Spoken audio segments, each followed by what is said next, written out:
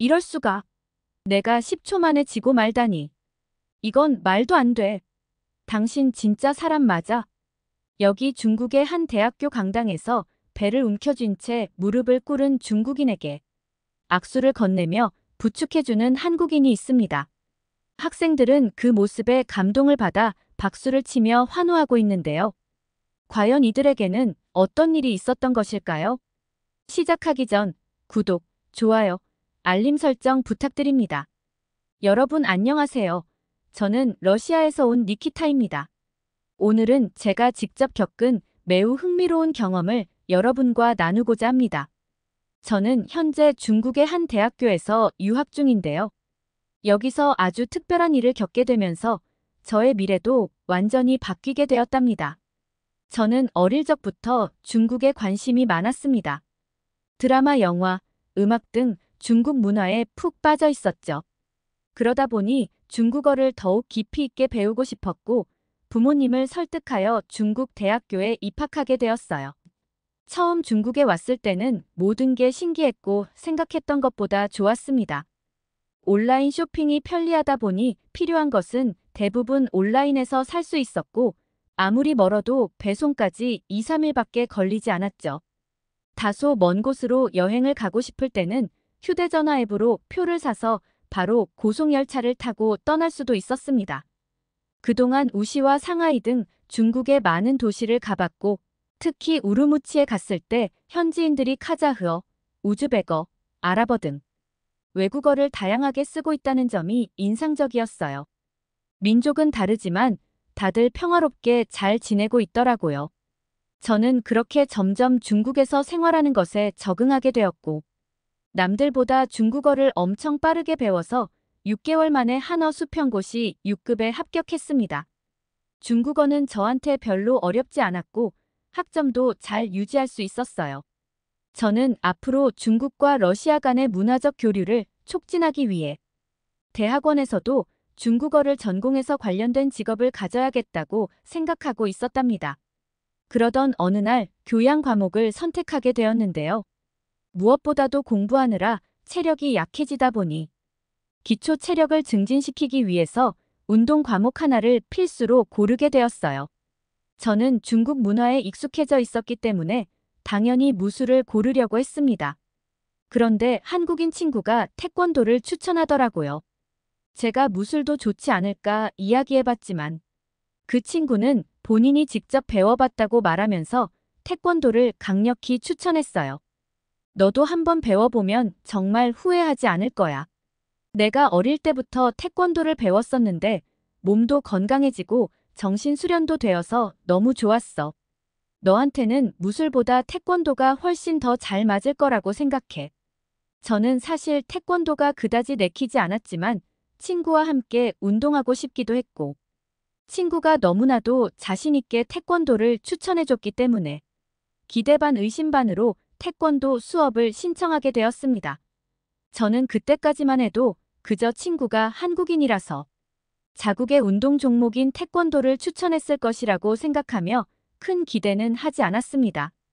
태권도 수업 첫날 강의실은 다양한 국적의 학생들로 가득 차 있었습니다. 그중 한 중국인 학생이 눈에 띄었는데요.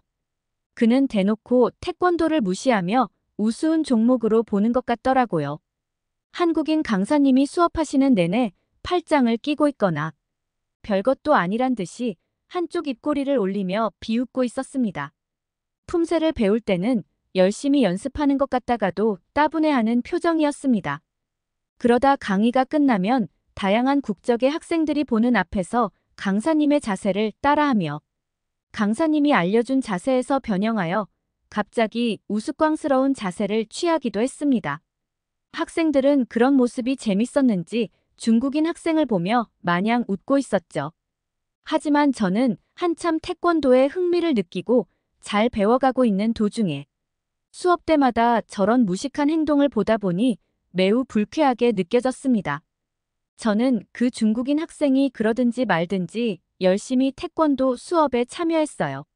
종종 강사님이 가르쳐주신 품새를 연습하면서 힘들 때도 있었지만 한국인 친구의 도움을 받아서 어려운 동작을 계속해서 반복했고 곧 자연스럽게 따라할 수 있게 되면서 태권도 수업에 꽤 만족하고 있었습니다. 그러던 어느 날이었어요.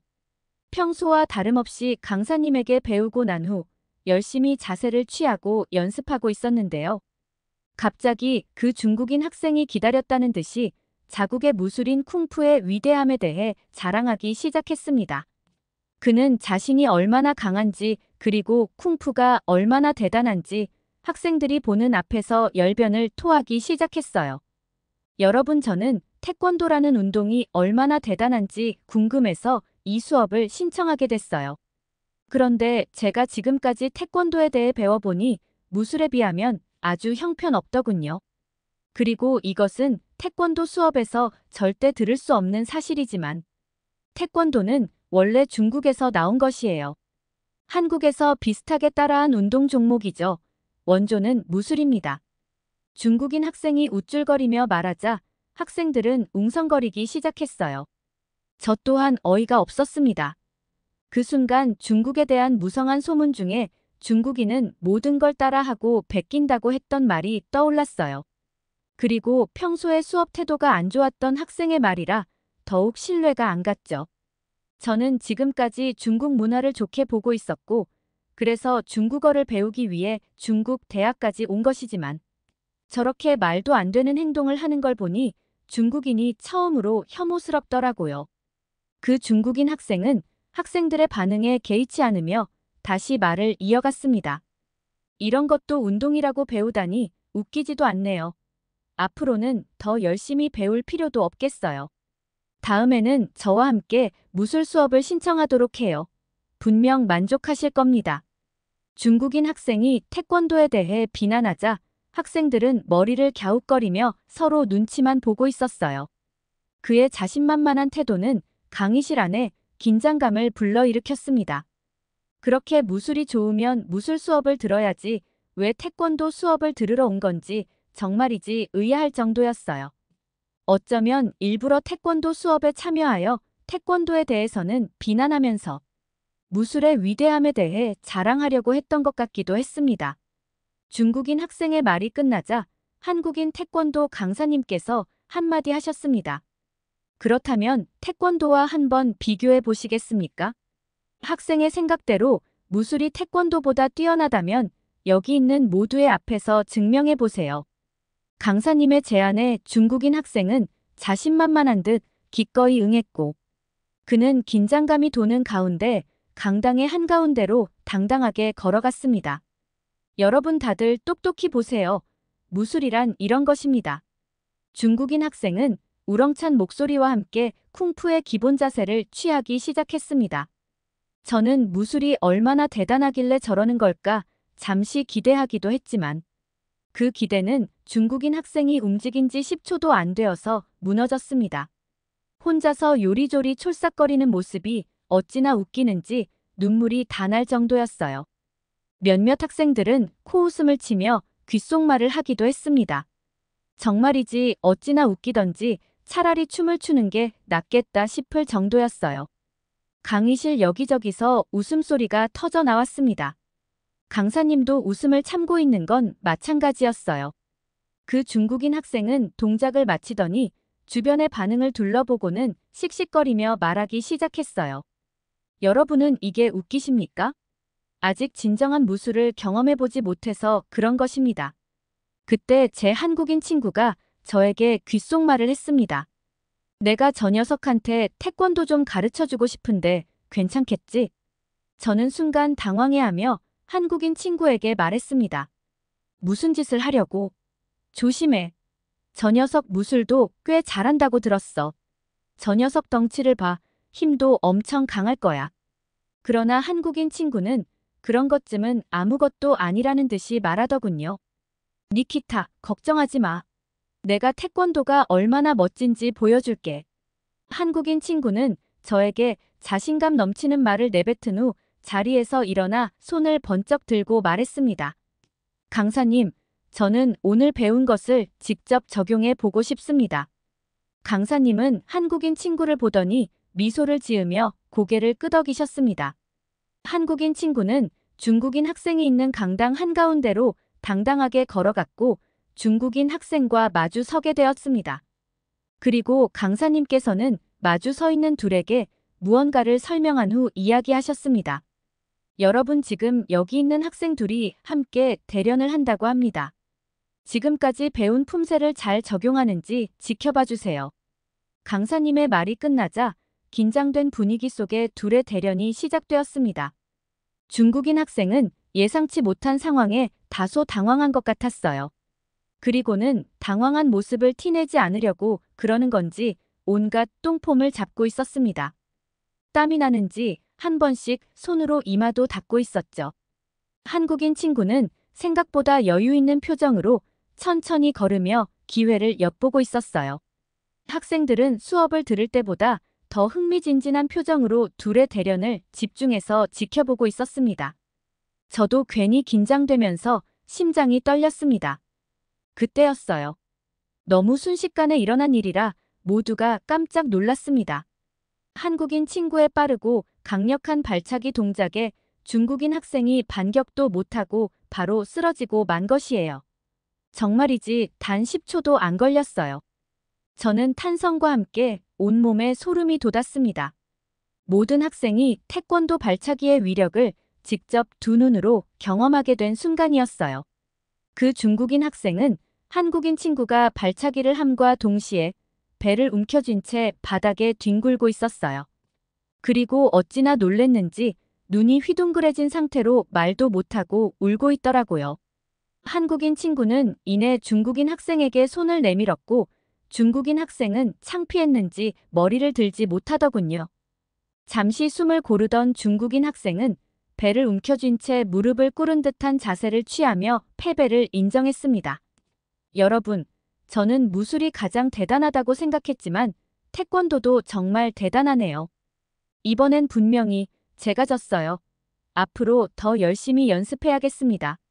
중국인 학생은 이내 숨을 가다듬으며 한국인 학생이 건넨 손을 잡았고 강사님과 함께 모든 학생이 박수를 쳤습니다. 강사님은 품새를 익히고 각 동작을 정확하게 하는 것도 중요하지만 무엇보다도 경기 예절이 기본이 되어야 함을 강조하셨어요. 평소에도 수업 때마다 태권도의 5대 정신에 대해 설명해 주셨죠. 예의, 염치, 인내, 극기, 백절불굴. 태권도 선수뿐만이 아니라 태권도를 수련하는 사람이라면 반드시 기본 정신을 염두에 두고 있어야 한다고 하셨어요.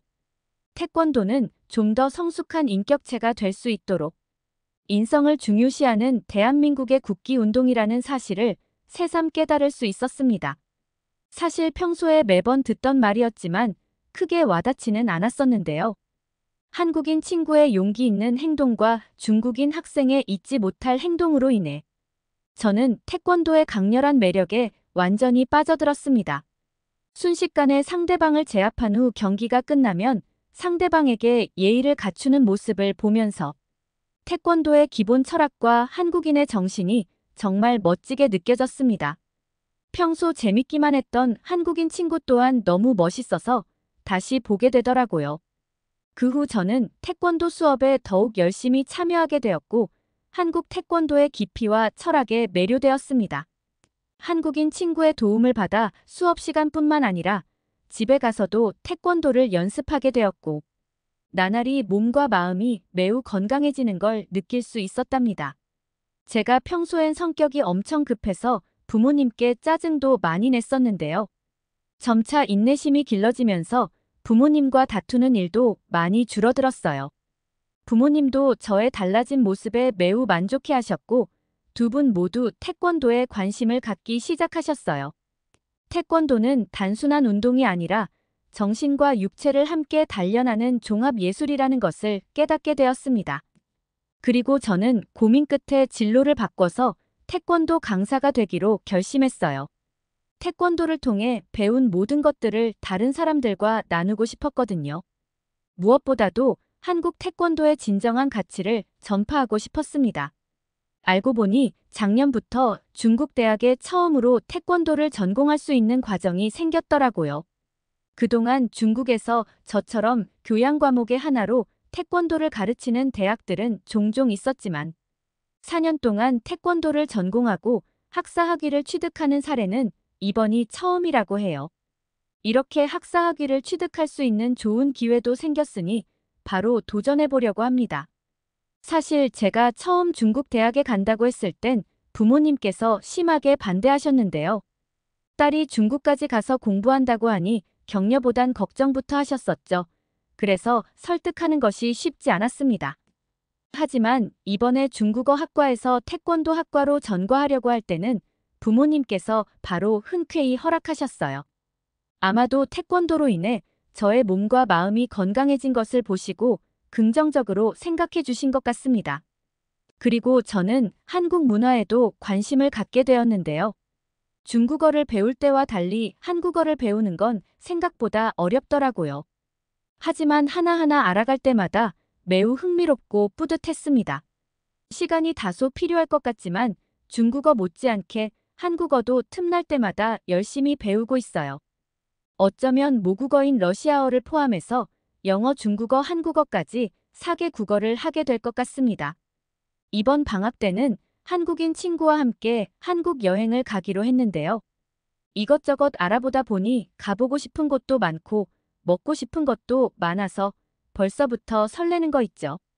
처음 중국 여행을 간다고 했을 때보다 더 떨리는 것 같습니다. 아마도 한국인 친구가 이야기해준 한국 음식들과 K-팝, K-드라마로 인해 한국이라는 나라에 대해 더욱 기대하게 된 것 같아요. 한국인 친구 덕분에 태권도를 배우게 되어 몸도 마음도 전보다 훨씬 건강해졌고 한국에 대해서도 알게 되어 정말 다행이라고 생각합니다. 이제는 태권도 학과에 입학해서 제가 배운 것들을 다른 사람들에게 가르치며 태권도의 위대함과 아름다움을 널리 알리도록 하겠습니다. 오늘 전해드린 저의 이야기가 여러분께 깊은 감동을 주었길 바랍니다. 태권도를 통해 몸과 마음을 단련하고 계신 분들과 태권도로 한국을 빛낸 분들을 응원합니다. 감사합니다. 오늘 사연은 중국 대학교에 입학하여 교양 과목으로 태권도 수업을 듣게 되었다가 진로를 바꾸어 태권도 강사를 꿈꾸게 된 니키타 씨의 사연을 담은 이야기였습니다. 오늘의 사연 어떠셨나요? 즐겁게 보셨다면 댓글로 여러분의 소감을 남겨주세요. 구독, 좋아요, 알림 설정은 저에게 큰 힘이 됩니다. 지금까지 다양한 해외 감동 사연들을 읽어드리는 땡큐 코리아 TV였습니다. 끝까지 시청해주셔서 감사합니다.